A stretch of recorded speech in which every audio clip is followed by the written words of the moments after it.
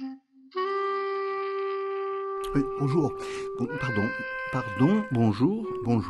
Bonjour la poésie. Bonjour. Prenez soin de vous, bonjour. Oui, alors qu'il soit bien clair que ce n'est pas ma spécialité. Je ne peux pas vous répondre, c'est une question d'épidémiologie. Moi, je vous rappelle que je suis virologue et spécialiste de la question du bassin. Néanmoins, ce que je peux vous dire, je crois que là tous les spécialistes sont d'accord, c'est qu'on ne sait pas.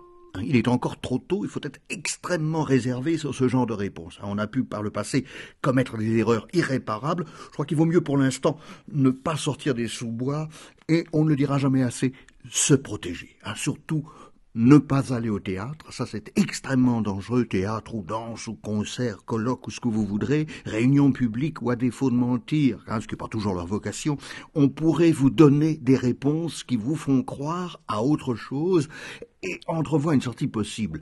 Non, je crois qu'en cette matière, il faut rester excessivement prudent, on ne sait pas, pour l'instant on ne sait pas. Alors merci de m'avoir laissé la parole. Non, parce que j'entends ici ou là des points de vue qui ne sont pas les miens, qu'il me semble qu'il faut au moins s'établir sur ce fait, en attendant la prochaine épidémie pour éprouver nos théories et fortifier nos approches. L'air est mortifère. L'Assemblée publique, toute tentative de concertation semble vouée à la propagation virale. Voilà, je vous remercie et je vous recommande la lecture de mon livre. Et prenez soin de vous.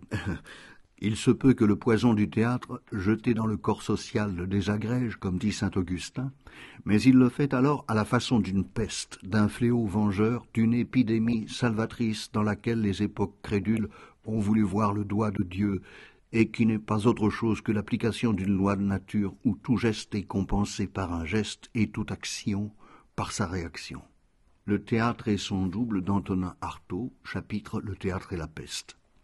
Le théâtre, comme la peste, est une crise qui se dénoue par la mort ou la guérison.